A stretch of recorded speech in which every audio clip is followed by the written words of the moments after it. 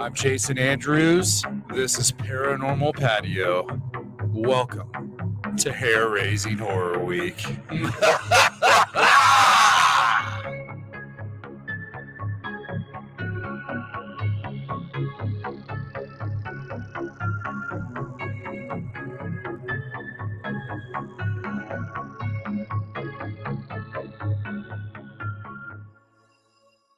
With all due respect to the Air Force, I believe that some of them will prove to be of interplanetary origin.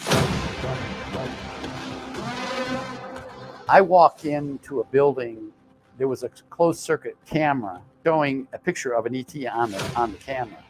It was not extraterrestrial, it was extratemporal. Time travelers. People have gone down this rabbit hole many times, and they come out on the dark side in all this because they know that they'll never win. Lies, deception, manufacturing the truth. And that's been the greatest mystery. It's like, what is the answer? There's this secrecy over Roswell, that particular incident, that the government has never addressed. We knew that this person was a hybrid. They threatened the civilian population, and there were a lot of them, with death. They said, if you talk about this, we're not only going to kill you, we're going to kill your whole family.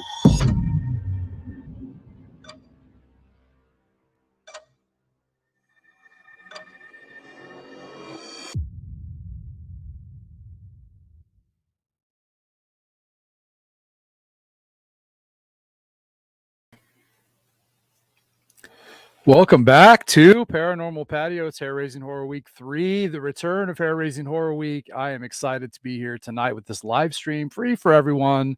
Normally, we just do these for the Patreon, but we have a few occasions where we do public ones for free, and I always keep them up on our YouTube channel so you can check them out. There's a playlist and everything. You can look at all of them, and we have a lot of fun.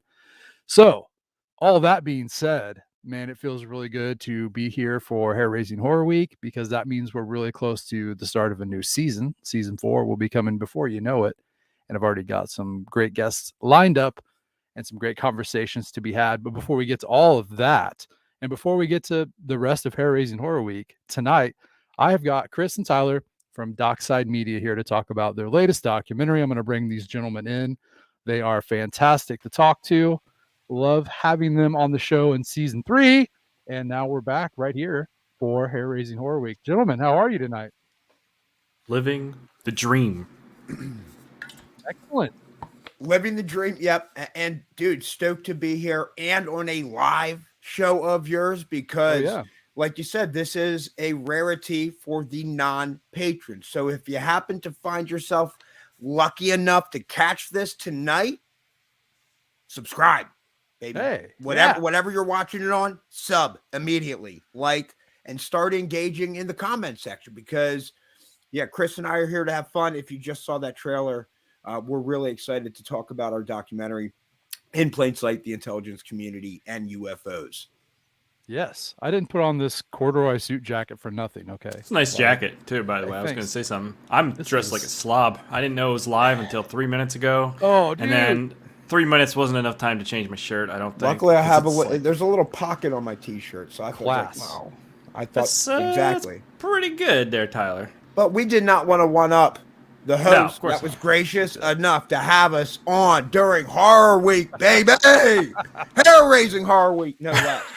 So this is all about making an impression for those that aren't subscribed to the Patreon, right? So I got to class it up a little bit. I'm wearing this thrift store find right here that I got for $10.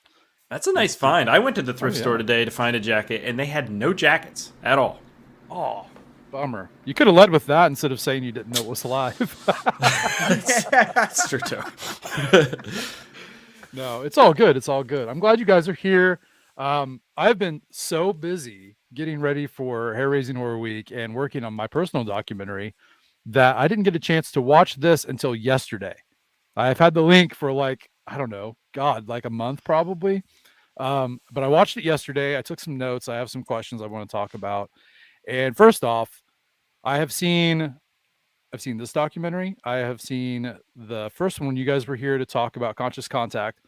And I've also watched Ghost of Gettysburg. Nice. Man, Thank you guys crank out the production value on these documentaries so hard. They just look absolutely tremendous. And if you couldn't tell by that trailer, man, this stuff is super legit. Okay. You guys do a killer job. So Thanks, man. hats off. Hats off. Thank you, man. That almost makes me want to pass out because we just, dude, we just feel very fortunate that in the year 2022, like to receive compliments like that, because you grow up watching this hot, you know, like something that's a very high production value and reading, oh man, this is hundreds and hundreds and hundreds or millions and millions and millions of dollars to make this. Yeah. And so to just, you know, to be in a time in 2022 where there's consumer grade technology, you know, it's like a good bit of money we have invested into it. But if you had one of our cameras, right, you don't like, you could do this more or less.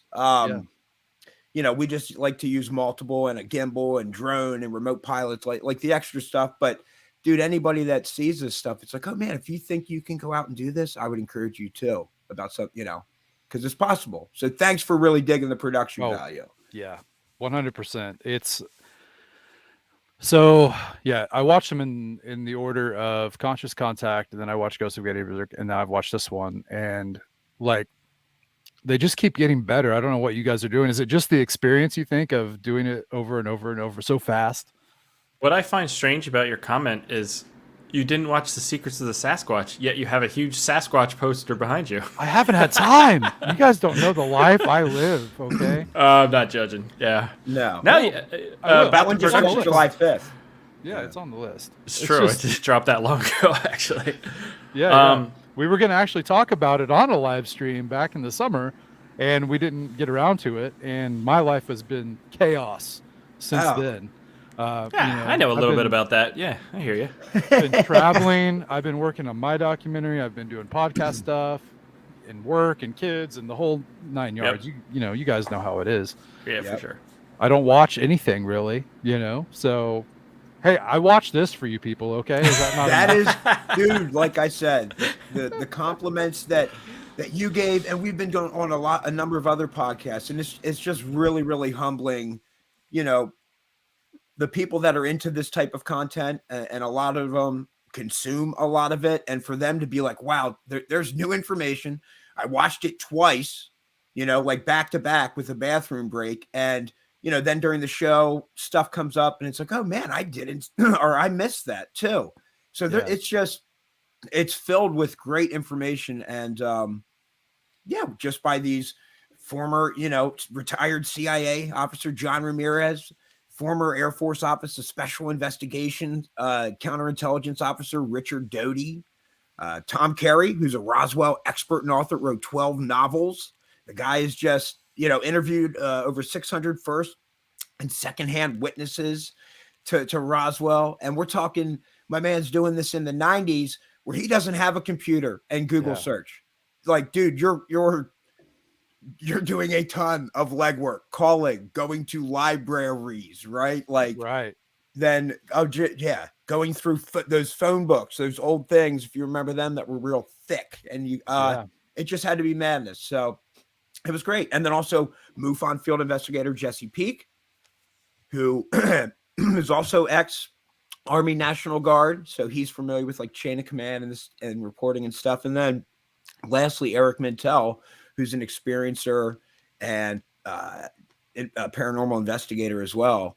It was just insane, man, how all their stories just intertwined. And kudos to Chris doing a fabulous job on the edit there, finding all those commonalities.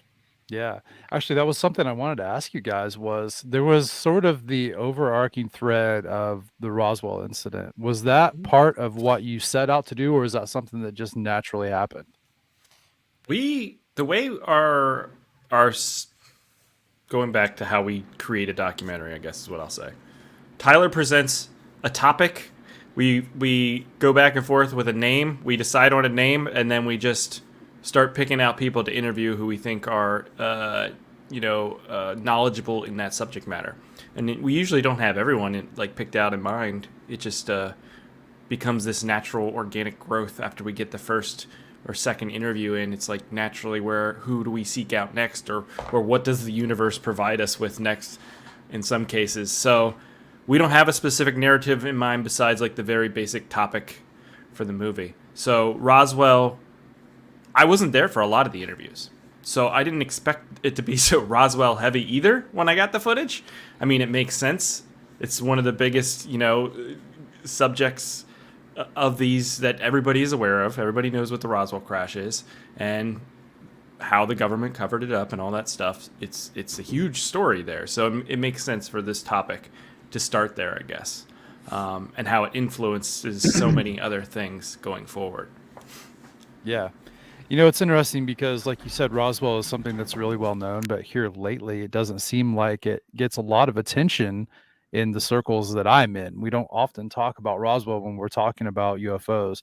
And I think it's weird that it's kind of faded into obscurity, but then I'm watching your documentary and I don't want to give away a whole lot here because I know this is fresh and it just came out and I want everyone to go watch it. But there's this sort of narrative that develops, and it's like they really want to cover Roswell up, because if they admit Roswell is something, then they have to admit that they've been lying. And now if we do it the way they're doing it now, where they're releasing newer information, then they don't have to admit that they were lying. They can just say, well, we're looking at stuff from 2014 and instead of going back to the Roswell incident. Mm-hmm. So yeah, it's interesting how it's mirrored in the paranormal community in that way. I thought that was really interesting. Yeah, I think it was destiny. The universe, destiny, whatever, that it just came out. I mean, the first person we interviewed was John Ramirez, the retired CIA officer.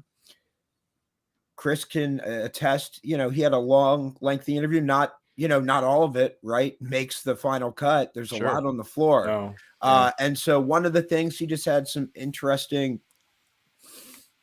information or speculation on the Roswell crash. And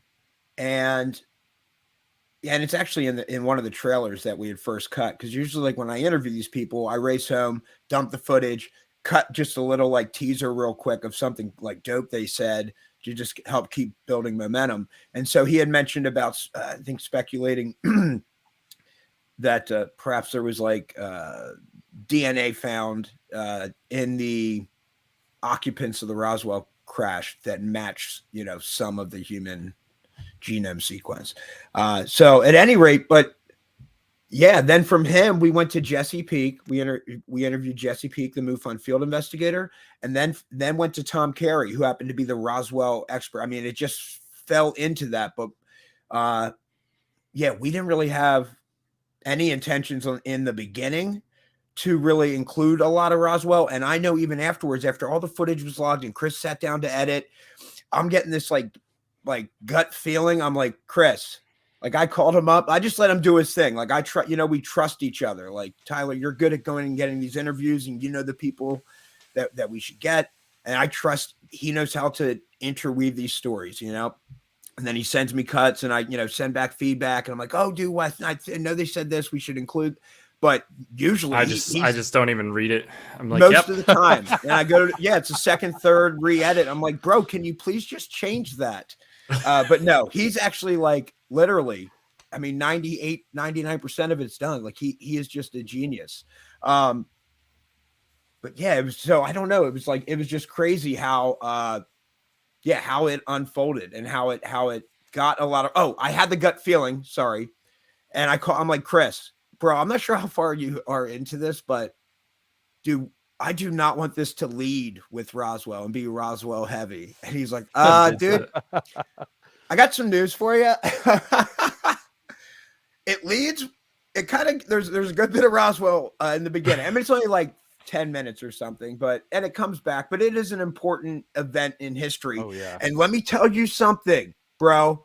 And since you're doing all these viewers a favor by having this live, not just to the patron fans, which we know you appreciate, but we're going to let you in on.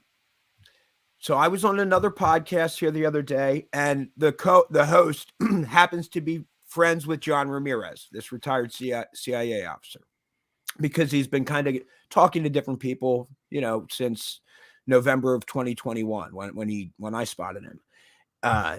And so he's like, he says, she reads this quote on live air, and he was like, Tyler was super professional. The documentary was just really good, and very, very impressed with, the quality of it.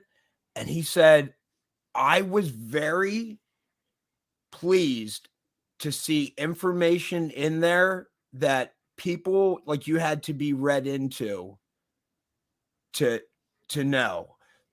And I think he's talking about, and it's actually something about something to do with Roswell, like a couple things.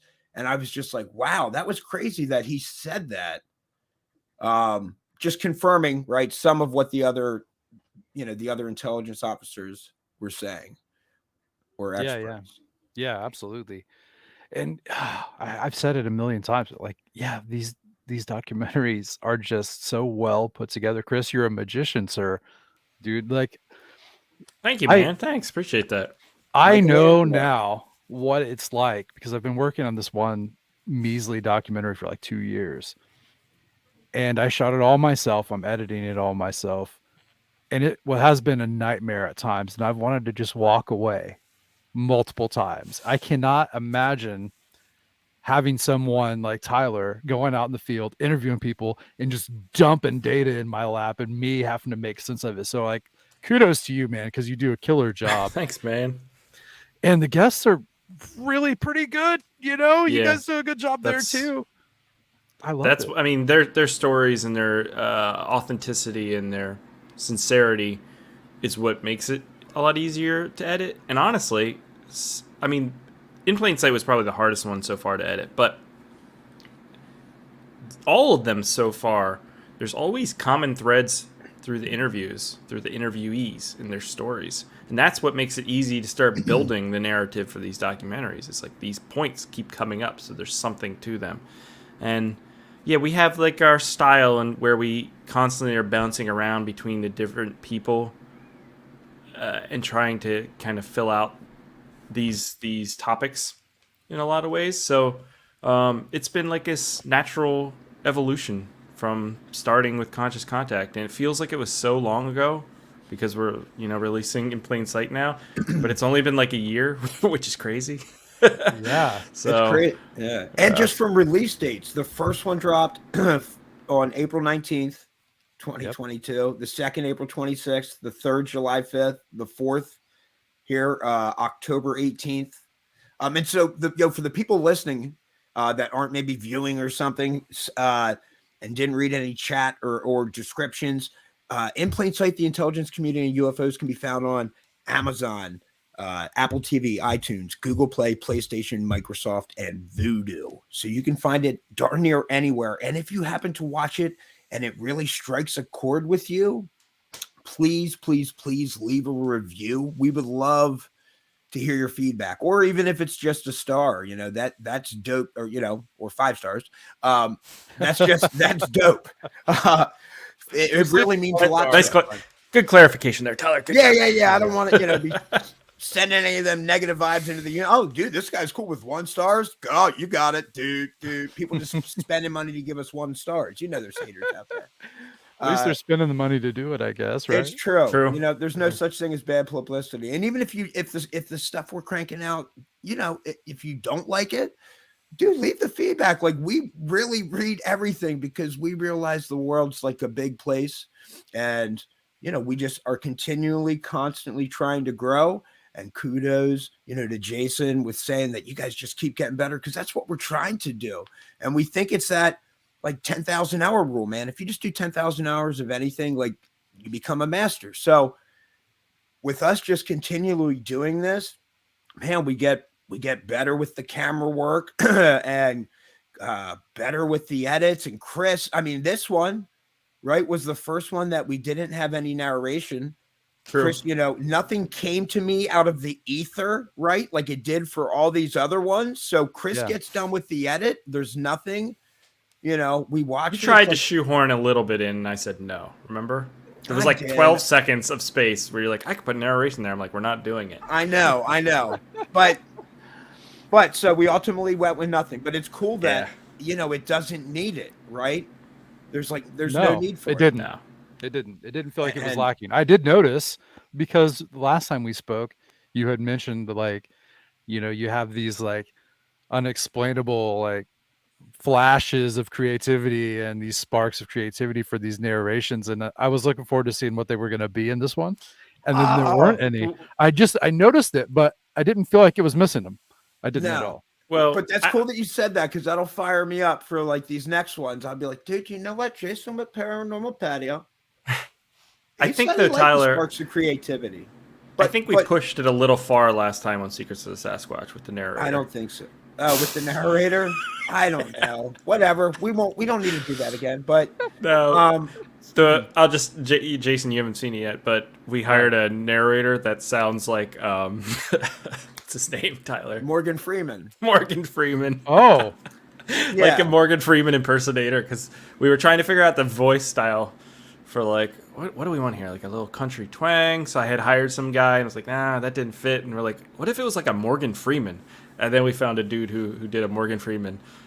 But yeah, we might have pushed it a little too far on that one. I have to watch it now. Like I don't. Yeah, no, but it's good. I think it's good. It's well written. Yeah, it's very good writing. I think it's like well written. But you know what? I think to our credit is like, man, we really try and stay true to ourselves and like not put really like our opinions or thoughts on these subjects, into the docs. Like whenever the narration and creativity stuff comes from the ether, man, it just like Chris just has it all there. And then after he edits it, it just, oh dude, this fits here. Like this, it's the weirdest thing. So this one, we just weren't forcing it. It's like, oh dude, nothing has come to me. I think we just go with it as is and see how it rolls. And it's like, man, it feels really good. We like it. A lot. So I have a burning question that I was thinking about the entire time that I was watching this. And that is, how do you guys feel about UFOs now after talking to these people? Go ahead, Tyler. I'm going to think on that. Oh, you want to chew on that? I need a moment to think on that one. Yeah, I've like always been open to extraterrestrial. I mean, not always. I've always been open to the possible of aliens or extraterrestrials, UFOs. I mean, the universe is a big place.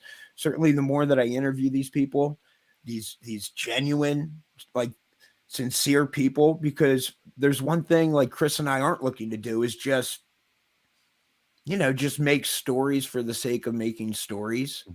Mm-hmm. So we want people that have genuinely had these experiences, and we're not trying to just put on people that are telling some fun tale or neat tale that they don't really believe, and they're being deceitful. So I like everything I've heard. They seem very sincere in what they've experienced or what they saw or what they've been told. Just like the little interaction, with John Ramirez afterwards saying like, hey, this other stuff talked about in there. Like, I was really, really happy to see that because, you had to be read in to know that. So, I hope that what Chris and I are trying to do with this type of momentum in these documentaries is just generate like a discussion and dialogue and destigmatize these topics so more people feel comfortable sharing these unique experiences that they can't really explain, but they're happening to them, or they see something or whatever it may be. And I think as the public like consciousness grows aware of this topic and comfortable with it, I think we get maybe more information out of the government. I mean, at this point, we're already getting like congressional reporting, and getting forms made so that UFO pilots and FAA pilots can now report these sightings like correctly. So at least we're collecting data and working towards getting answers and understanding it more. And with the scientific community and academic community, with Avi Loeb, the Galileo project and the James Webb Telescope. I mean, I think, you know, we're certainly moving in the right direction. So Chris and I, we're doing our best to help, I guess, bring the public, you know, into this kind of awareness and comfortability. So as we get answers or more answers, everything doesn't go to shit. Chris, how do you feel about UFOs now, man? So I've always been the skeptical person of dockside media. And I think my problem is, like, Richard Doty's job was to put disinformation out. Yeah. And so now with the internet and everything, we have AIs creating images. You saw the Roswell thing recently where it was like, oh, here's new Roswell crash things or crash site pictures, but they were AI generated, so it's not real. But it's just so muddy out there. But what I do like in doing these documentaries is, again, seeing the people individually have their stories and recalling their experiences, and yet you see common threads amongst them all and patterns that emerge. And that stuff usually, to me, means there's something to it. But because everything is so muddy, I feel like I need to see it with my own eyes. But that doesn't mean I don't believe, like, John Ramirez.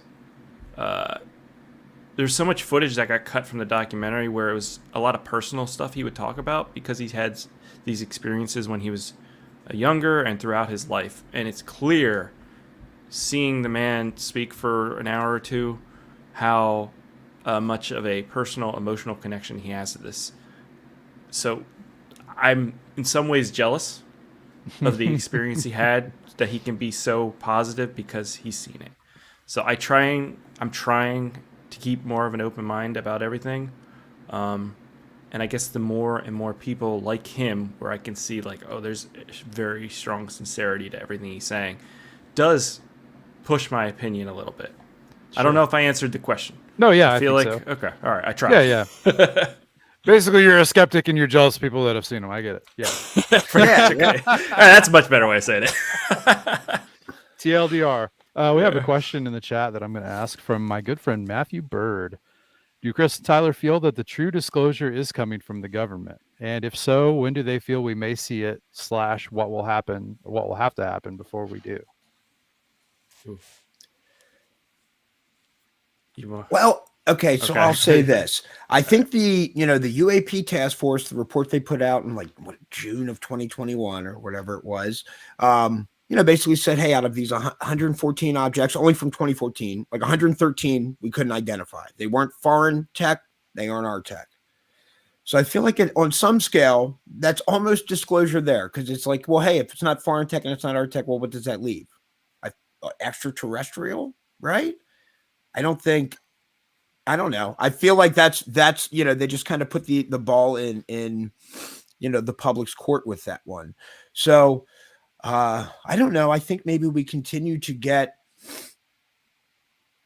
reporting to Congress and more official news, and probably start to shape some sort of narrative. I mean, it's interesting that for these past couple of years, you have like the Lou Elizondos and the Chris Mellons, right? And the Richard Doty's, and now John Ramirez. They're like, why are all these people in the intelligence community talking about this in the Department of Defense? Like the Anjali, the former Department of Defense intelligence officer. I mean, I think if I'm running stuff and I know, oh man, it's inevitable that the cat is going to get out of the bag, well, then I need to get out in front and make sure that I start shaping public opinion in a way that, whatever, it does the least amount of damage when disclosure comes. So, I don't know. I'm just an optimist. So I'm hopeful. Like, yeah, dude, I don't know. It feels like it's moving in the right direction, and man, I wouldn't be shocked. Like if it's, certainly within my lifetime. I'm really hopeful on that. I'm hoping something like, man, maybe 5 years, 3 years. Dude, could we do one? We just put out 4 documentaries in a year. So I feel like, come on, government, step up your game a bit. You can do a little bit. So yeah, man, I'm thinking I think it's working towards that. And the fact that, they're just doing this congressional like reporting and making these new offices. I can't remember what the new acronym is that they spend all that money. It's like something really hard to remember, but just that they're going to be do like quarterly reporting or whatever is pretty dope. I think that only helps advance this topic. And if so, when do you feel? Yeah. Okay. I think I answered all that. Chris, anything to add? No. Awesome. I have a question since you've kind of addressed it, and my thoughts on UFOs aside, like I'm out there. Okay. Like we're going beyond extraterrestrial stuff. My stuff aside, we've already admitted that we have people like Richard Doty in the government publicly giving disinformation to people, and at some points giving disinformation so strongly that people's relationships are destroyed, their families are destroyed, they even commit suicide.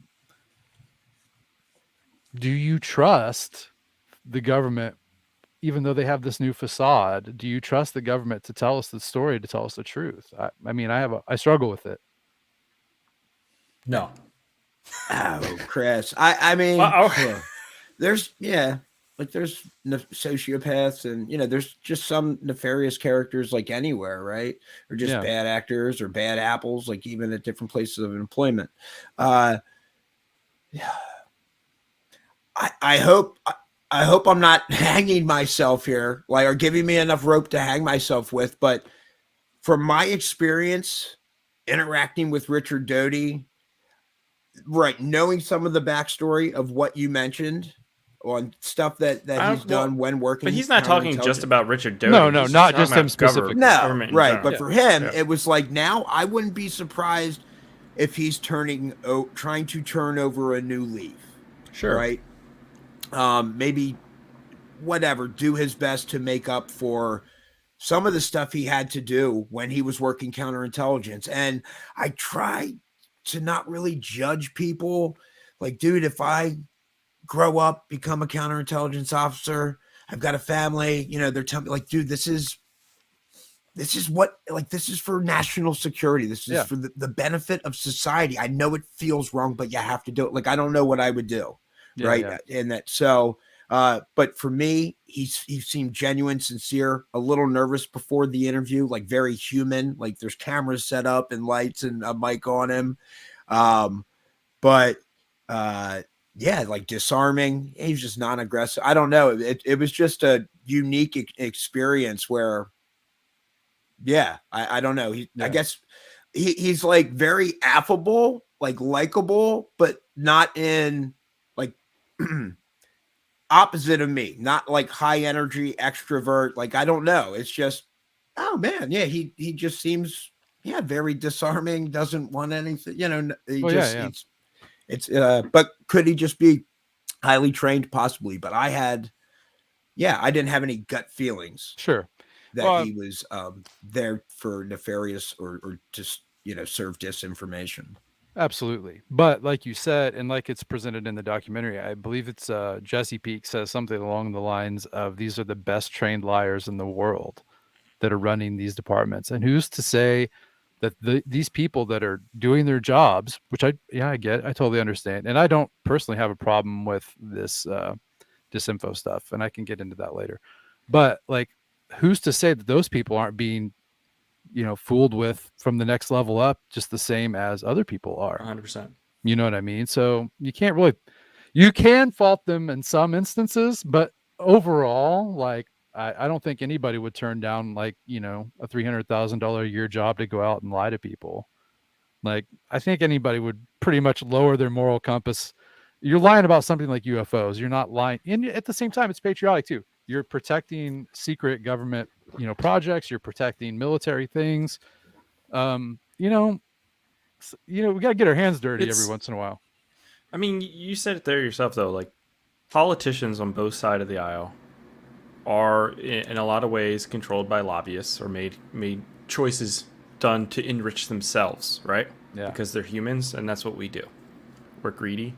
And so I got to think, with the large government apparatus, for them to disclose, it would have to be for some reason that benefits somebody or something somewhere, right? Whether, or perhaps the possibility is that it got out and there's nothing they can do about it. For instance, like the NSA wiretapping that Edward Snowden, exposed, all that kind of, they're spying on everybody. Like, it was just out there. It was knowledge now, and there's no way to put hide that anymore.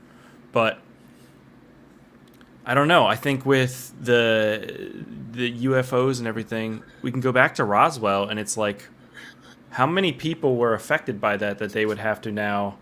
Are you laughing at me? How dare you, sir? He's not. No, I saw this. I saw Jimothy, dude, with the clever comment. I'm like, yo, I can't wait till he gets to this. That is pretty good. Yeah. You can catch Jimothy the rest of the week in Hair Raising Horror Week 3, too, by the way, for those listening at home. Nice.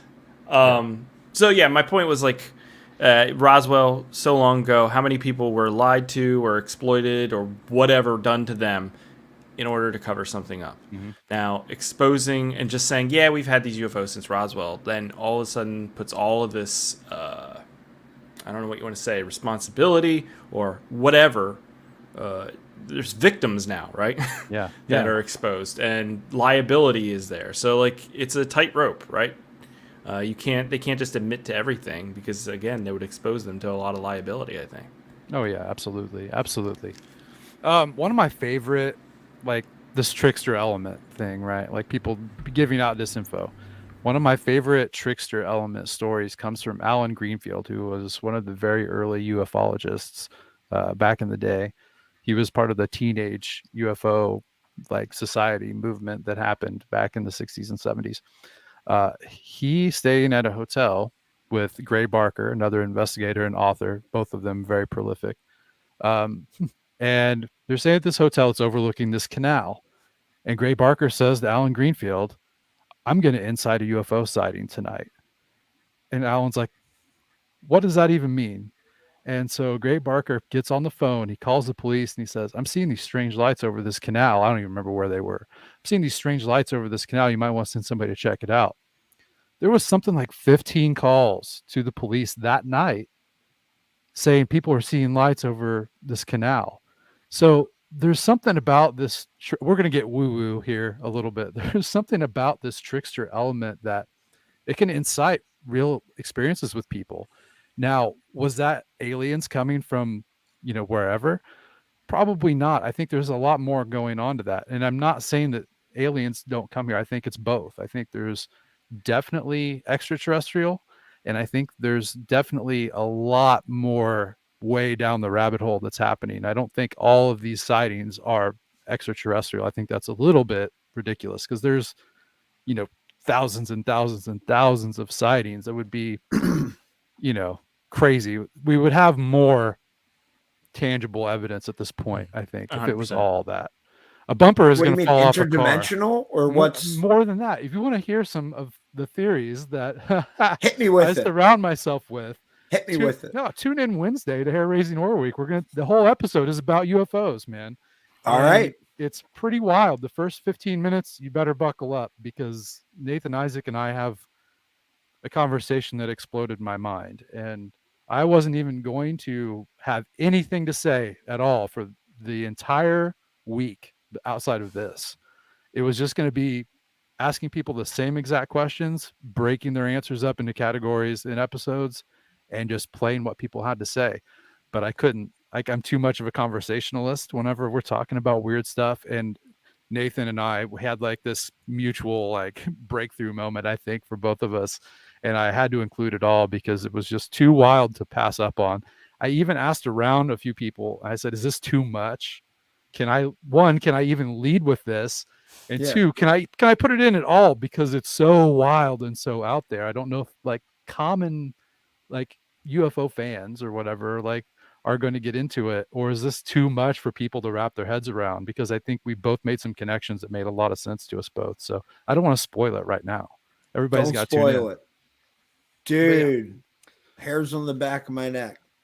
Standing straight up. Dude, that's sick. And I think it's interesting how, this phenomenon or the whatever, all of it almost seems to find people, direct people. I mean, Chris and I, we haven't always been into UFOs and extraterrestrials. Chris has always been into like horror and sci-fi.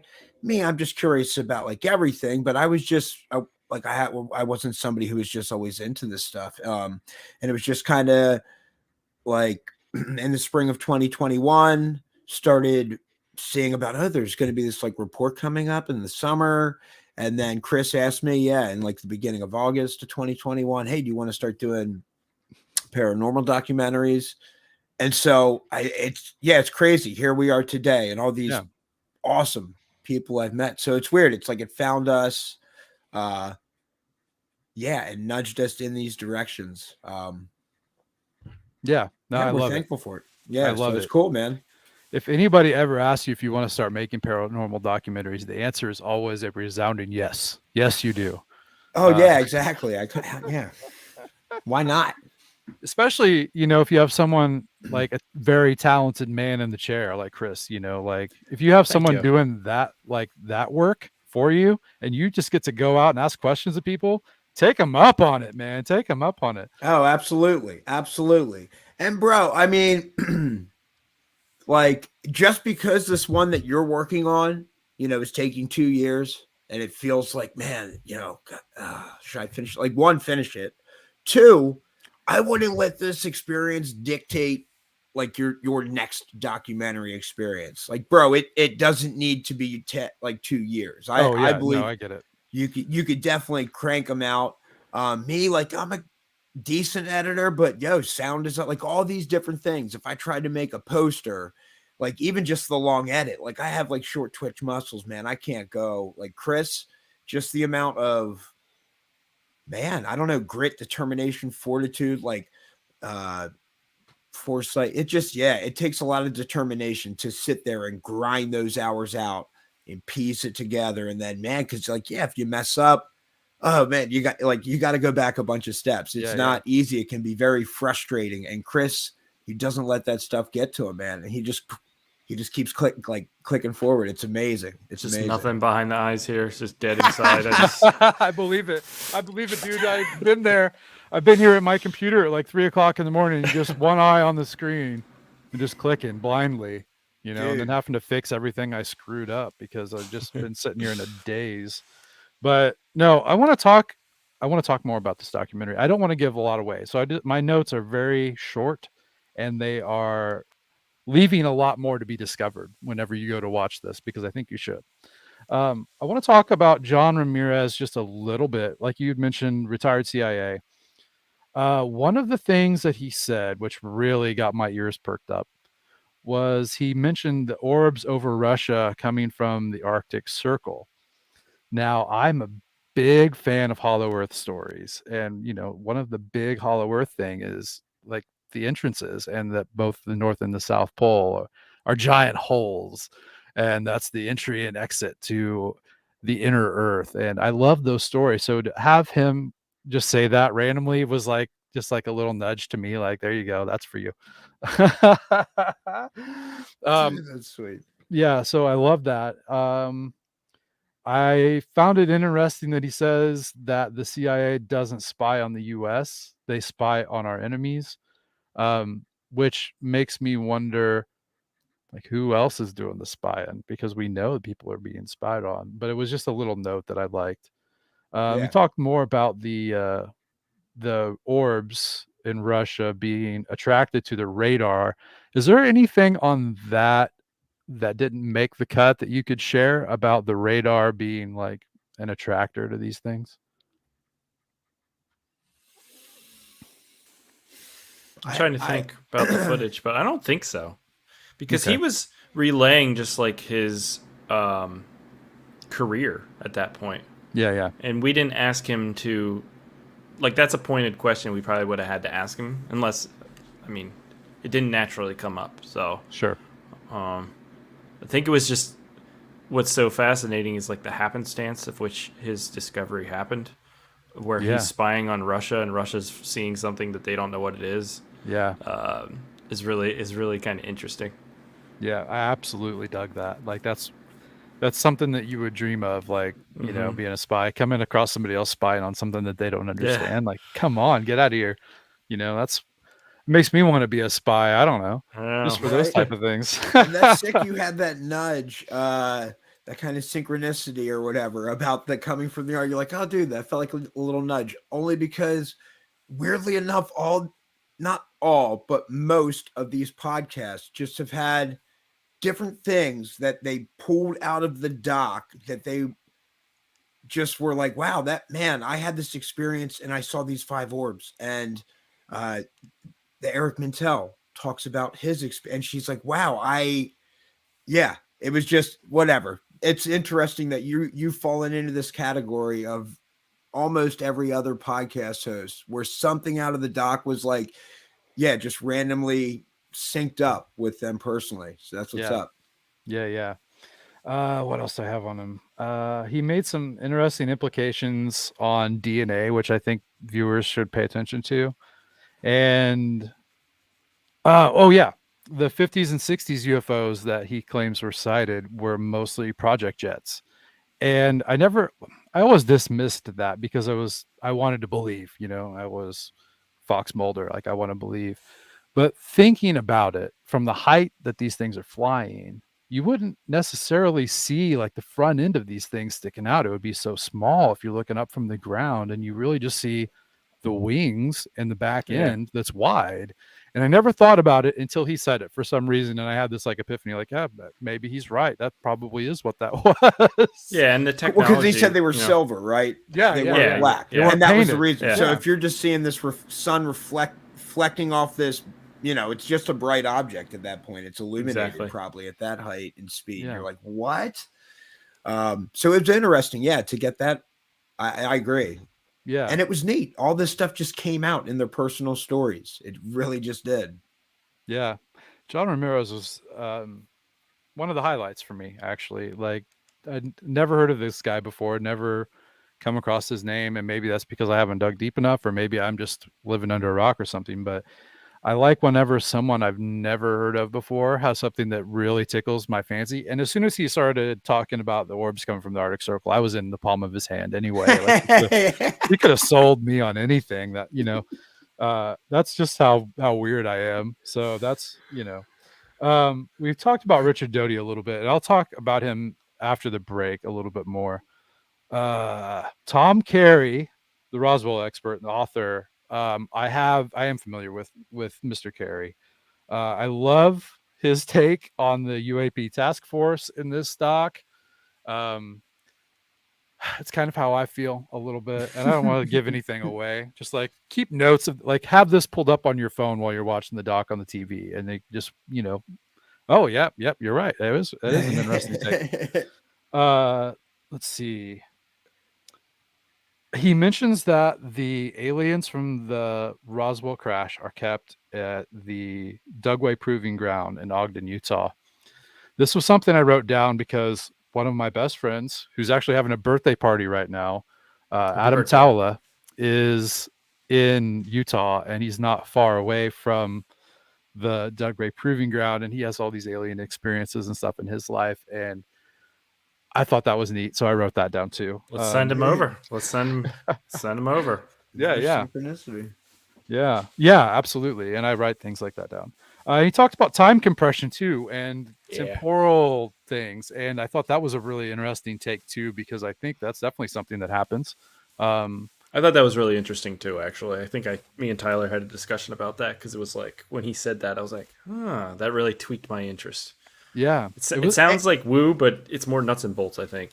It's neat that, you know, what he is like this researcher, this expert and author. So he says that he interviewed the sons of a German scientist that came, oh man, now I'm losing Werner the name. von Braun.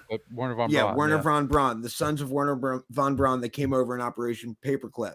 And this is what they're saying, you know, I'm just like, dude, it was crazy that gem came out, right? Yeah, like, yeah. Wow, that's interesting. That's really fascinating. It's not something I'm like unfamiliar with. Like it comes up, you know, but it's not something that's common. So for you guys to include it, I thought was great, because the more point of views we have on possibilities for this stuff, I think the closer we're going to get to finding answers for this stuff. And I think, you know, I don't want to know. I don't want to know for sure. Like I want to keep chasing. You know what I mean? That's where it's fun. When you know, then you just have to find something else to chase. We're seeing it though. Like how many government things have come out in the last 5 years where they talk about this stuff and no one even cares anymore. It's like we've been banging on the door for 50 years. The sensationalist media doesn't help, where everything is it's breaking news every 20 minutes. And it's like, okay, it's overload. People's lives are so busy too. So it's like, yeah, we're bombarded all the time that some of these big things come out and you're like, nobody cares. Yeah. It's just one of those big things that came out in the last 20 minutes, unfortunately. Yeah. But still, like, but also big things are coming out. So that's cool.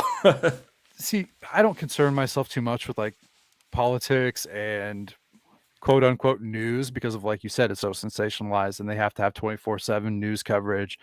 They have to have commercials on so they can get paid. So they have to have something to talk about in between commercials. Right. So, I don't even pay attention. So whenever there's something that's of interest to me that comes out, then I pay a little bit of attention. And I was just so surprised. Like there's a little bit of fanfare at first, you know, like actually the way I even came across you guys was a recommended live stream Tyler was doing when they were doing the congressional hearing. And I just shot him a message. I was like, oh, you should come on my podcast and talk about this. And so, yeah, a little bit, you know, I'm into that part of it a little bit, but it's weird. It's weird to me that now they're giving away all this stuff because they know no one's biting, I think. Maybe it's just harder to hide the fact when everybody has, you know, the technology in our pockets and stuff. There's so much more content out there. So maybe it's just harder. I don't know. I don't know. Interesting thoughts to ponder. We're going to head into a break here. I've got a few promotions that we need to run, and you know, this is free, so you have to deal with it. That's what it transition. Nice transition. When we come back, we're going to talk about Richard Doty. We're going to talk about Eric Mintel, and I want to talk about what else you guys have coming down the pike, if you have any info that you can share. So with that being said, we'll be back here in just a few minutes. Stay tuned. Make sure you watch the promos, because there's some announcements in there that you're not going to want to miss.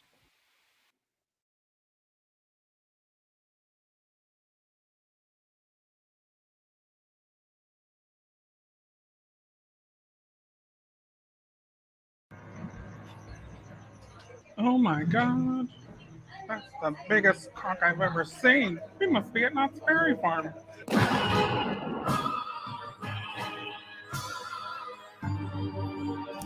Midnight, where the stars and you. Oh, hi. My name's Adam. Today we have a very special treat for you. I'm here at the Stanley Hotel in Estes Park, Colorado. No trip to Salem would be complete without visiting the Hocus Pocus filming location. You know how much I love a haunted history walking tour, but tonight I was invited to investigate one of the most haunted spots in Utah. I literally just told my friend that I was all alone back here. Hey, you guys, we're here at the Conjuring House. Okay, it's almost time to do the investigation. I don't know why I said it like that. The investigation. So thank you for watching. This is my name's Adam. Reporting live from the Carousel at Recreation Park in Binghamton, New York. Yeah, we're in New York, not Utah today. Thanks for watching, you guys, and just remember, until I see you next time. Now I just don't want a whole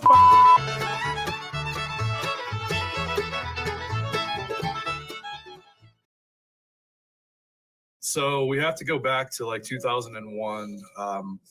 I was experimenting a lot with astral projection and lucid dreaming at the time. And I had this lucid dream that my girlfriend at the time and I were flying around Southern Illinois. And then we crossed the Ohio River, which at the time I didn't even consider like we're crossing the Ohio River. Like we're just flying, you know? And we land on the other side of the river. Again, geographically, this was not like in my processing. So we land in what I can only assume would have been Kentucky. And we land in front of this really nice house in this small town that's like fairly dilapidated, like it's nothing there. And this house really stuck out to me. I remember it, I can still see like the dream version of it. So we land in front of this house and we walk up to the riverbank because the house is right on the river. And there's all these dead garfish on the bank of the river. And then I woke up. So 2 years later, 2003, 2004, me and a couple of my buddies decided to go hiking for the day in Southern Illinois. They had never been, so I was kind of like the de facto guide for the whole day. And I took them to all the spots that I knew, and we weren't ready to come home yet. So trying to think what's one more thing that we can do, you know, while we're here. So we double back and we take the ferry at Cave in Rock, which is right at the Ohio River, cross over, drive a little ways, and we find Smithland, Kentucky. And we just take a random road and we park the car and we get out and I look to my left and there is the same house that I had the dream about. The exact same house right on the river. And immediately I'm like, I remember this dream. And I'm like, oh, this is really, really weird. I had never been here before. So we get out and we walk up to the riverbank and my friend Paul is just a little ways ahead of me. And he says, hey guys, come here, look at this. And we get up there and there's all these dead garfish on the bank. And I'm like, oh, this is just nuts.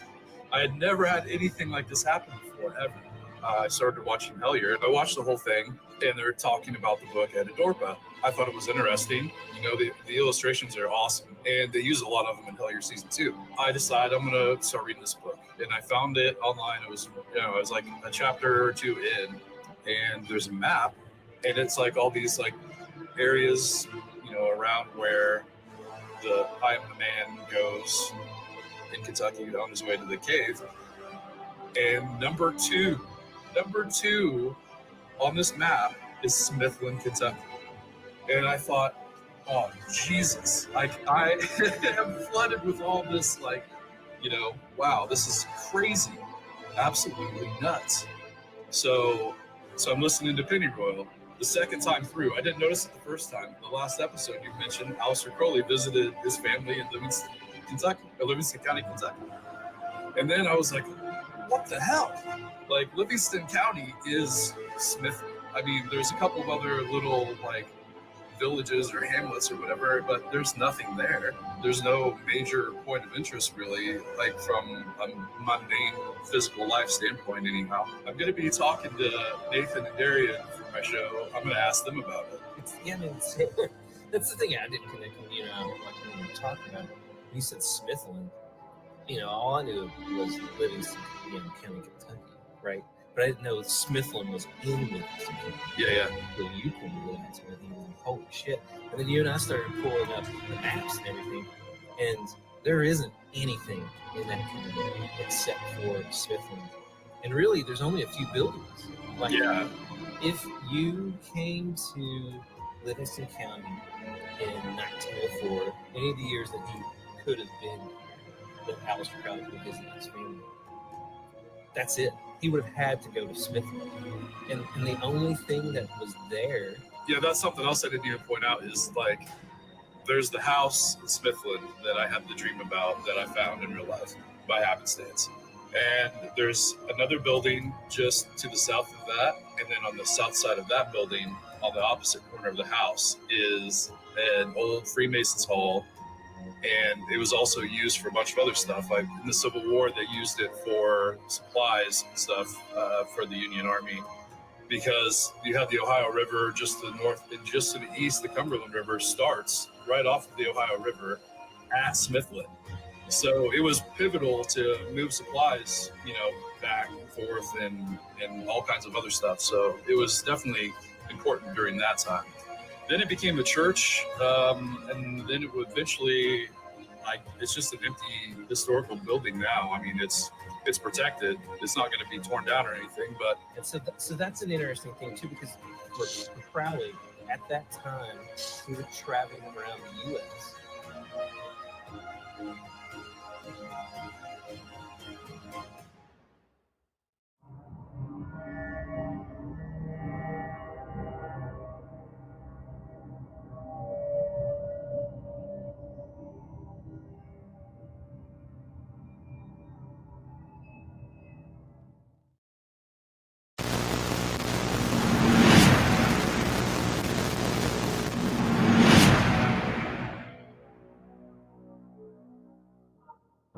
Welcome back to Paranormal Patio. I am Jason. As always, you knew it. You knew it before you clicked it. You knew what you were getting, but you didn't know that it is currently midnight in Kentucky because, oh man, yeah, Benjamin Silas Foster of Midnight in Kentucky, right here for the first episode of season 4, and it feels really, really good to be back in this chair and talking to people again. It's just terrific, and I couldn't think of a better person.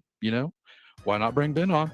We met Ben at Dandyland at the Goblin Market a few weeks ago, and yeah, why not? Let's do it. Ben, welcome to the Paranormal Patio. Jason, man, thank you so much. That I got shivers when you said, and it's midnight in Kentucky. That was nice. Thank you for that introduction. Let me be so bold as to ask you a question on my podcast.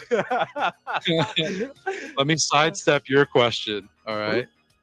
My reply is a question. What if the trickster element is necessary to put us in the state of mind required to begin to have some sort of semblance of understanding of what we are encountering? I love that. What if it's the mindset that's important? And that's why I see something that you don't, because my mindset is in a particular recipe that day, and I get to experience it because someone gave me a book of matches that had, here we are with fire again, this is weird, that had a 4-leaf clover on the back of it or something. You know what I mean? So I'm in this weird elevated mindset that I may or may not even be aware of, but because I am, I get to experience this thing. And we're back. Hair Raising Horror Week 3. Kick it off the right way with Dockside Media.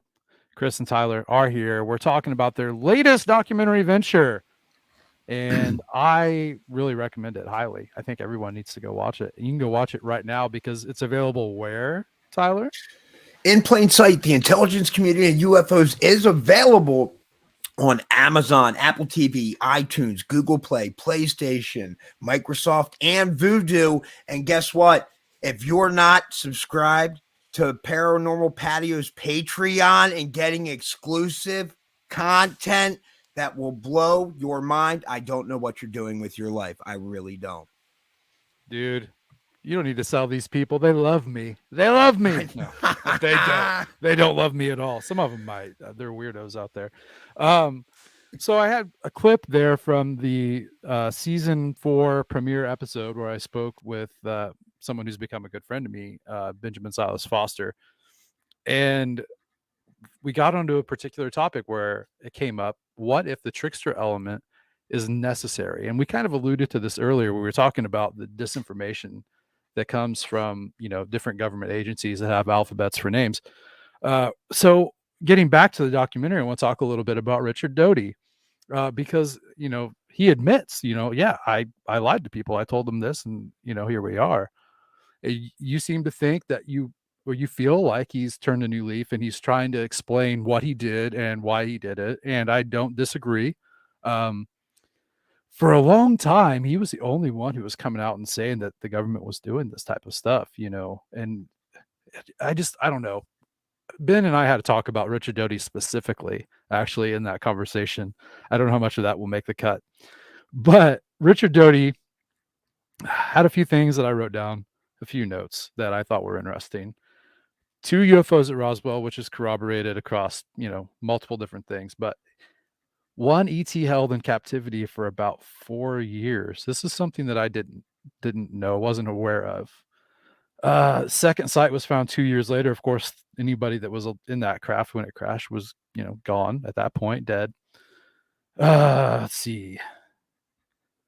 He talks about them being stored, alien S2 storage, S2 annex of Area 51. EBE, Ebe, however he wants to pronounce it, was the name of the one that they had held in captivity and interrogated, allegedly. We'll say allegedly. Talks of 2,000 years of visitation. And then the thing that got me and made me start thinking about Richard Doty a little bit more is he uses the 2,000 years of visitation to interject a little religion and a little bit of religious conjecture, saying that, maybe they were here and they visited Jesus. And to me, as someone who's not a religious person, I feel like it was catering to people who are, because he knows that a lot of people are, Christian people, especially in this country. And a lot of people that are going to watch your documentary are likely Christian people just because of the numbers, right? So how do you feel about that? Like, that's interesting, your point of view, where because I thought you were going to go the other way, because I'm not religious in the slightest. And I'm like, oh, if you said like Jesus was an alien, I'm like, oh, that would make more sense to me, honestly. That's interesting that we're getting two different feelings from the same idea. Yeah, and I'm like, oh, I wouldn't be surprised. That would that would explain a lot of stuff, man. A lot of that. Maybe what if all of these religions are true, right? All of these experiences, these different prophets or symbols of these religions. Like, what if they were all true? What if they were all extraterrestrial or maybe interdimensional or some sort of experience? So that's just what happened to come up. Yeah. And so we just happened to include it. I don't want to grill you guys on including Richard Doty in this. I don't, because I do find his information is fascinating. Just because it's hard to make a doc on the intelligence community and UFOs, not without him, but he was the last interview we logged. We're like, Chris, we've got some great footage and interviews, but man, we need somebody else in the intelligence community. We just do. Yeah. And it was a perfect way to round it out. I totally get it. I just feel like I don't want to laugh. I'm just going to leave it at that. I hear what you're saying. No, he's whatever you think about him, he's very interesting in the way he speaks with commands. It's like he's giving a presentation on this subject matter. But I don't know if he's gaslighting me the whole time or not. I'm very skeptical, obviously. A good liar doesn't lie all the time. It's just, true. But it's like, we know what he did before. So how... I don't know. That it's hard for me to get over that fact. But either way, what he says is really interesting. Yeah. Yeah, absolutely. I don't disagree at all, and I don't fault you for including him. I'm glad you did, frankly, because he's included in a lot of documentaries, but none of them look as good as your guys's do. So if you're going to catch Richard Doty in a documentary, make it this one, Dude, that's what's up. And can we take a second then to plug, bro? We noticed, and your audience will notice, man, when you pull this up in plain sight, the intelligence community UFOs, it has a PG-13 rating. And so it's something special for us that all the other documentaries and most of the ones that you'll find on Amazon and Vudu and Apple TV, all these are like just self-rated, like 13 plus, like our previous 3 documentaries. And so we were just really happy to see that. Oh, dude, the MPAA people watched this, and then rated this PG-13. Like, dude, it's just big leagues. So then to hear you talk about, other people have like had Richard Doty, but man, it just hasn't looked like this. is just, man, it means a lot. And dog, like the way it happened too was just really fascinating in that I flew into Albuquerque like at 11 p.m. Right, flight had gotten delayed. I get my rental. I drive 3.5 hours through the night down to Roswell so I can wake up at sunset 2 hours later to get like some B-roll footage and Roswell signs. Just like slept my car. It was great. And then drove back all the way to, I actually interviewed, little Easter egg here, Richard Doty at Sue Walker's house. Really? She was at, yeah. Yeah, and like got back at noon, got stuff set up quick, interviewed him at 1, like from 1 till I think it was like 2 or 2:30, like got back on my flight at 3:30 and flew back home. So it was like a whirlwind, and so it's dope to hear like it pays off, man, that we're like putting in that kind of effort and passion, and for you to say, dude, this is looking better than others. And there was another documentary released recently by James Fox, Moment of Contact, and I saw it was like not rated. This is like not a dig at him, but I'm just like, dude, that's crazy. We both had our docs released on the same day by 1091 Pictures, and somehow ours has like a legit rating. This is crazy. I find it really interesting that you interviewed Richard Doty at Sue Walker's house when these are the one person from each of the documentaries of which we've discussed on my show are I had questions about Sue Walker, and dude, I have questions about Richard Doty, and then they're hanging out together and you're there, catching up and interviewing, and that's synchronistic. It's completely synchronistic in so much that when I contact, I just can't say too much about Richard. I'm just not, but just an area he was going to be in, and I'm just like, oh dude, Sue is so nice. Let me ask, I wonder if Sue would let me interview him there.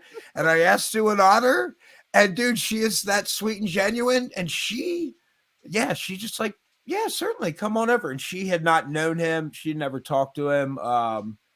I honestly don't think she had even like come across him before, to be honest with you. I love that so much. But so it was really cool how that came together. That's terrific. Yeah, thank you for sharing that, because that's wild. I love it. Yeah, so dude, so trippy. We talked a little bit about Jesse Peak, and he's the MUFON representative from Pennsylvania, and I wrote down a quote: "Best liars trained in the whole world on the intelligence community," right? Which we talked about a little bit earlier. He talks a little bit about disinfo agents, and he talks about a lot of interesting things. Actually, one of the unsung heroes of the documentary, in my opinion, as well as Eric Mattel, the last person that we're going to talk about. First off, this is totally unrelated, but I love that jacket that he was wearing, man. I got to find that. So if you guys are still in contact with him, let me know. All right. We'll let him know you said that. He'll be pleased.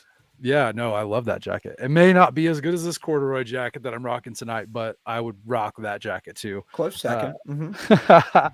So he talked about the Holloman Air Force Base encounter, which doesn't get any traction within, or very little within the circles that I travel in. I thought that was great inclusion. And then my favorite was when he was talking about War of the Worlds and how there's this polarizing, like historical memory of people panic in the streets, or people really didn't care. They were on there saying every half an hour, this isn't true. But everybody that I've talked to about it's like, yeah, absolutely. People were panicking. We were buying all the bread we could. We thought the world was coming, so I love War of the Worlds. I read it when I was 11 years old. May have been a bit out there for me at the time. It was, there's a lot of graphic things in that book, but I absolutely love it. I think that was part of what kept me, into the weird stuff, was actually reading that early. And it was a really nice touch that got included in this, because it's a really good example of not the government putting out a false narrative, but it's a false narrative from the media as well. And this is before the government had their hands all over the media. So it was weird, it's like foreshadowing of things to come, I guess, in a way. But I love that got included. That was terrific. Eric Mattel was one of the highlights for me too. All of them are highlights, man. I can't just say like every person that is in this is the highlight. But it's true. And it's just a great doc, man. It's knocked it out of the park. I find that stuff fascinating too, like what you're talking about. I mean, you can see it play out in like real time now with social media, how like something becomes a fact and permeates through social media in a day, and then maybe later it's proven to not be so much of a fact. But by then the damage is already done and the narrative's been set, and you have to then fight against that narrative, which is incredibly difficult. And so, yeah, like how many other things in our society have been shaped by just, I don't know what you want to call that. There's got to be a term for it, but the public consciousness saying this is what happened. Yeah. Because we were all told that, but it's not necessarily the truth. History is a set of lies agreed upon, gentlemen. There you go. To the victor go the spoils, too. So yeah. And history's written by the winners. But and it's cool. Like, it's just neat how all those little stories and stuff come out and how they found their way into the doc. Because I don't know, Chris and I, we're just sitting down with these people and letting them talk. And eventually, after like 30 minutes. The cameras get hot, right? And I'm like, hey guys, I'm like motioning to them. We turn them off for like a couple minutes to cool. Man, we're like, oh, dude, great job, whatever. Hey, can you talk about this a little bit more? And so one of the cool things Chris usually mentions is that like when watching Richard Doty's footage, like there was often times where he would have to stop and like pause, like, you know what? I can't say anymore on that. So it was cool to see that kind of in real time as well. Just watch him, what he was allowed to say and not allowed to say. And then, like I said, neat in hindsight, just to hear John Ramirez say about, man, I heard information. I was happy to hear information that you had to be read into to know. So I was like, oh, dude, that's really cool. I love it. I love it. I love it all. Yeah, man.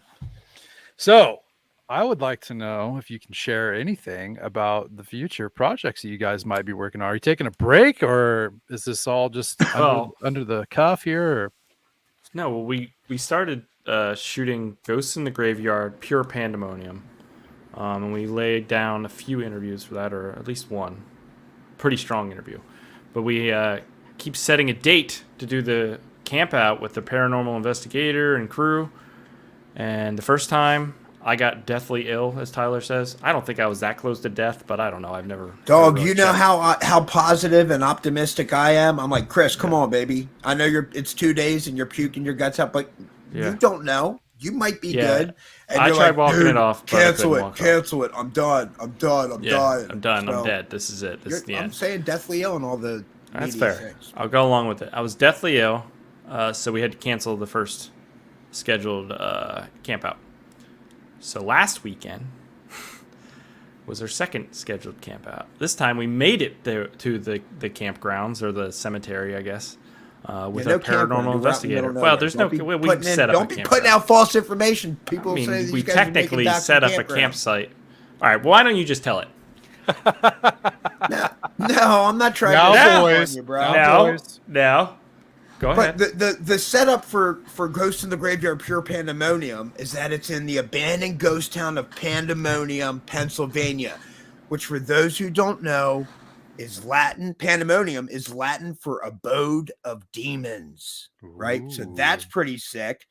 I already interviewed the author and like historian on the area. So we've got some great legends and tales of ghosts and figures seen throughout the area, as well as the untimely deaths of these like people in this graveyard out in the middle of the state forest. Like no cell phone reception. So it's a cool place. And I interviewed him in the summer. I'm like, man, this is like well kept. Like how is this out in the middle of nowhere?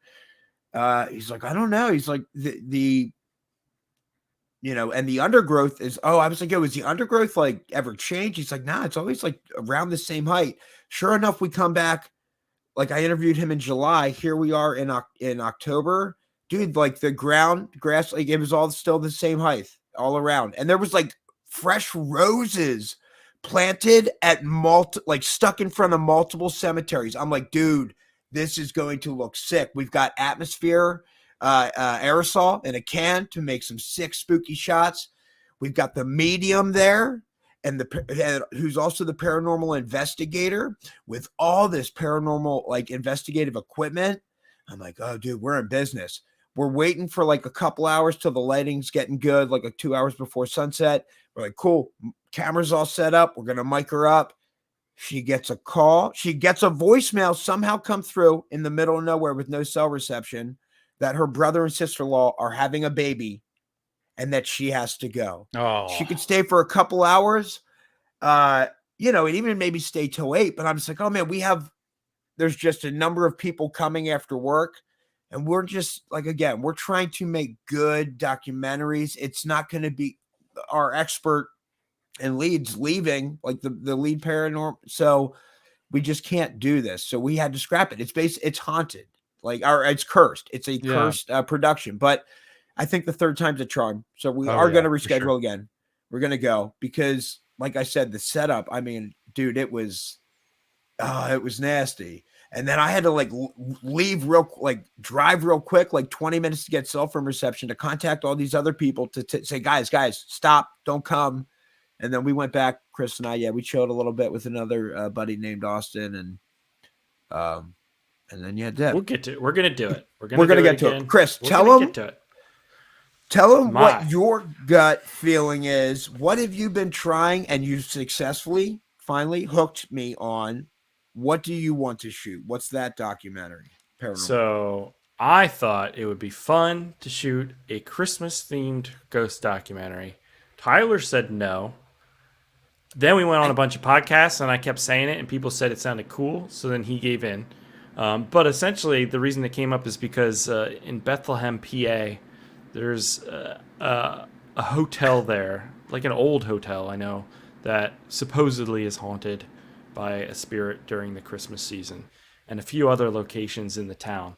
And it's not terribly far from us, and I thought that could be something really interesting and unique that I haven't seen before.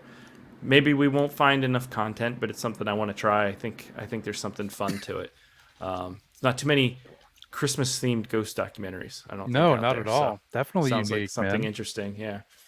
Yeah, that's great. It could get added to my collection of Christmas movies that aren't really Christmas movies. Like there you go, like Gremlins and Die Hard. Gremlins definitely a Christmas movie. Yeah, exactly. No, love it. So we'll shoot that this winter, but then wouldn't we release it until like the following winter, right? Maybe Thanksgiving probably. Or something. But it only plays like really well during those Christmas holidays. Yeah. Then we're also looking at a remote viewing doc. We're lining up interviews for remote viewing. People that were in the program, etc. It'll be sick. I have a feeling in my heart it's going to be really, really good. And then also we need to get interviews for we'd like to do like a reincarnation, like past life regression doc. And I think we can get the right people for that, but we just need to move our feet and make that happen. I haven't reached out to them yet. But those are the ones that are pretty much on our radar to be producing next. And then I'm sure just the way this, the UFO alien community is, I mean, it's a hot topic. I think more progress is going to be made. So I wouldn't be surprised as we're filming those, we think of a new title for one of those and start logging those interviews. And then I see the Sasquatch over your shoulder. And it's like, oh, bro, you know what? That's actually been like, I don't know, a number of docs since we made the Bigfoot Sasquatch. We need to go do that again. And so we'll just keep, and there's an alien there. Oh, dude, that's sick. Which in Secrets of the Sasquatch, which you haven't seen. I will. It's on the list. No, I know. But I'll say that poster is very apropos. It could have been used for Secrets of the Sasquatch. Like straight up, it's a mad dope synchronicity. When you watch it, you'll be like, "Oh, dude, man, I should have watched that thing sooner." Awesome. Yeah, for sure. Well, I watched Ghosts of Gettysburg on my own initiative. I paid for it. I bought it. I watched it. Yeah. So thank you. When you said that, I nearly fainted. I was like, bro, we only talked about I fainted because I knew. I'm like, oh dude, he went because that means a lot. Yeah, absolutely. I totally support all my people, guys. Come on now. I'll continue to support you all. Because I love what you guys are doing. I love the attitude, and I love, man, Tyler, your positivity and your energy are just contagious. I think because I noticed last time after we spoke, I was all pumped up, and now I was kind of sleepy, admittedly, before we started, but now my energy's through the roof, and I'm probably going to work more tonight before I go to bed. And he doesn't work on me anymore. No, probably. I would assume you'd build up a tolerance at some point. But and Chris, you're such an inspiration to me now as trying to be a filmmaker in some aspect. Whether I'll ever do another documentary again in my life, I have no idea. But thanks, man. It's great that I happened to be looking at a live stream on YouTube one day where someone was talking about the hearing on UAPs, and it was Tyler, and we got to talk, and I'm really grateful for that experience because I've really enjoyed, talking with you guys now. Twice now we've done one of these things, and it's great every time. Again soon. Yeah, whenever the Christmas one comes out, dude, get me on board, dude. We can do a Christmas special live. See, Tyler, see? I know, Chris, you're so People happy love it. right now. People love it. The last couple podcasts have been all about this Christmas doc. But dude, thanks, dude. That's dope for the positivity. Just man, I appreciate you saying that, and I'm glad. I hope, I don't know. That's cool, man. I'm just, and I think that helps also, get these people that we're interviewing comfortable to share these personal experiences that sometimes might be embarrassing or uncomfortable. So I don't know. It's cool how this all came together, and that, man, that's just one of my strengths. That, dude, I don't judge anybody. I really don't, man. Everybody can have differing opinions and still be respectful. And so just going in with those positive vibes just lets people just open up to me. And it's neat what we're able to get out of them, and they feel comfortable sharing and what Chris is able to piece together. Yeah, you guys. And you can do it too, dog. You for sure. I just this documentary thing is just this is something I had to do from a personal thing that I had to get this out in a way that was different than what I normally do. I think the podcasting thing is more this is my alley to be in. But I dipped over to do a visual presentation of a story, and lesson learned. I think this might be it. But it's been so great because like you alluded to, I get to meet great people and talk with great people about crazy shit that no one else is going to talk about. So I'm grateful for everything that's happened with it. It's just I've wanted to walk away from it so many times out of frustration, and so many times I would sit it down for a couple of months and not touch it. Then I would start again. I'd be like, well, I guess I have to go back to Kentucky to film this thing because I didn't film it when I was there. Or I should really go film that thing. I should talk to this person. I should see this. So there's a lot. I say it took 2 years, but I feel like I'm letting people on that. I worked day and night for 2 years. Right. It's going to be a masterpiece. No, that's not the case at all. It's probably terrible. I don't know. But it doesn't matter because to me, it's about getting that story out, and it was cathartic for me. This is a good way for me to drive that out of me and move on to the next thing.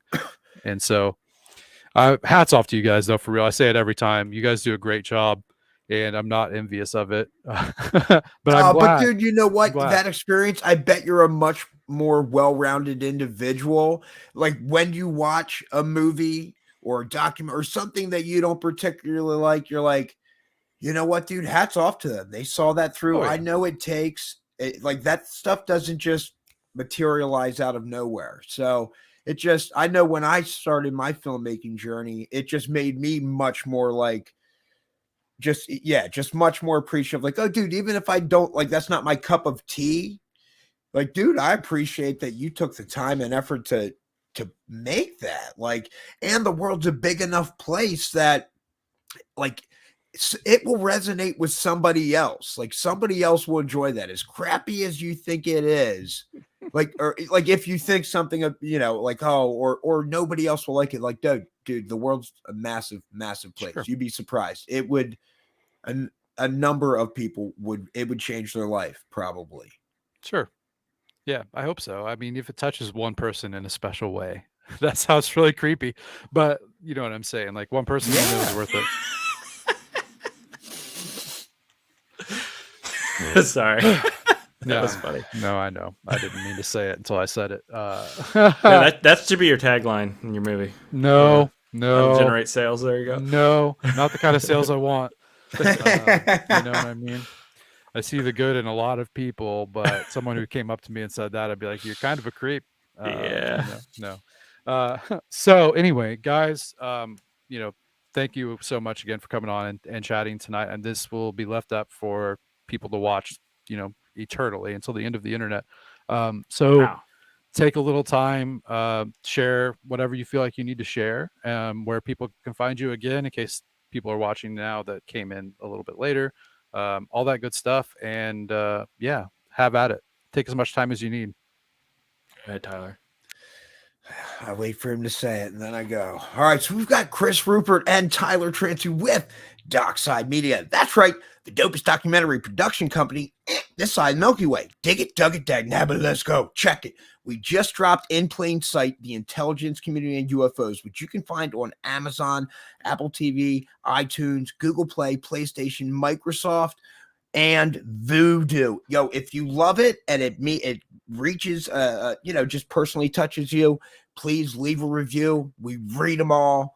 And please follow us on our socials. You can find us on Facebook, Dockside Media, and then also Twitter, Instagram, TikTok, YouTube. We're the @Dockside Media. That's DOCSIDEMEDIA.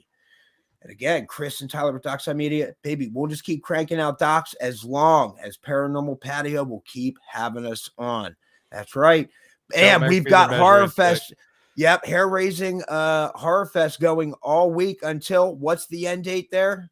So, yeah, I'll just go ahead and run through the schedule. And that way, if you guys are interested in any of these topics, maybe you'll jump in and listen to the podcast episodes as they come out. So starting tomorrow night, we're having a Meet the Panel episode and a little bit of background on who all is going to be speaking throughout the week. On Monday, it is the topic of ghosts. And on Tuesday, we're talking cryptids. On Wednesday, which is my favorite one, the big UFO one, because John Keel said that most UFO sightings happen on Wednesdays at 10 p.m. So we decided we got to make it Wednesday, make the UFO episode Wednesday. Thursday, we're talking about magic. And on Friday, we're talking pop culture is what I'm calling it. It's the occult in pop culture. And next Saturday, join the Patreon, get on over here. We're going to view the first cut of my documentary, and we're going to see how it goes. Surface Before Me, My Altar will be next Saturday. That will close out Hair Raising Horror Week, and we'll move on to season 4 on November 11th, 11/11/22. That's a heck of a week. I mean, it sounds like a Dockside Media lineup. I mean, it really is. I love what you're doing. So thank you, man. Keep cranking it out, man. Yeah, you too. And you said about just, you feel like this is like your call. Like, dude, you're natural at the podcasting. You just are. You do a really, really good job, man. So please keep it up. Because it's fun to engage with you. Chris and it's just been a blast. Well, you're not the only one who's stroking my ego. I just saw a comment that came through. Simple Alchemy says, "I'm a great man." Thank you. I appreciate that. Tell the world, because not everybody knows. No, but thank you guys so much. I love the doc. I have loved all the docs I've seen, and I'm sure I'll love the Sasquatch doc because, why wouldn't I? Especially when you've made the illusion that this tapestry behind me will become more relevant to me while watching it. I'm looking forward to that, and I'm looking forward to what comes next, guys. And I'm not a Christmas guy, but I'm looking forward to the Christmas ghost haunting thing because it's so unique. I think you're really going to corner the market there. We haven't had one since A Christmas Carol, right? That's like the classic Christmas story, but it's a ghost story at its heart. And so I think that's a good idea, man. Like, I hate Christmas, but it's a great idea. Oh, Chris.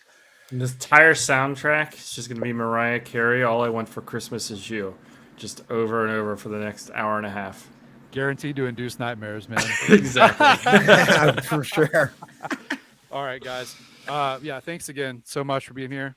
Look Thank forward you. to the next time and looking forward to the next doc. So we'll see you guys later. I'll go ahead and cut you loose. Thanks, guys.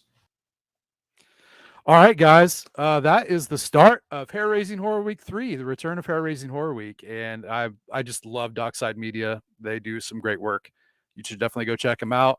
And, like, tell them some ideas maybe you have. Maybe you think of something that would make a great topic of conversation and you want to, put it out there. These guys will get to the bottom of it and they'll present some great guests to talk about it. So that's all I've got for tonight, guys. Make sure you tune into wherever you get your podcasts from, except for Apple. It's a personal decision, and I never get tired of saying that. Tomorrow night, we're kicking off the podcast episodes, and there's 6 of them. So, yeah, let's go. Hair Raising Horror Week. I'll see you guys very soon, next Saturday, if you join the Patreon and come and watch my documentary. We've been talking about theirs all night, but I got a little one that I've been working on, and I'd love to share it with you. So come on by to patreon.com/beyondthepatio, and I will see you guys on Saturday. Peace out.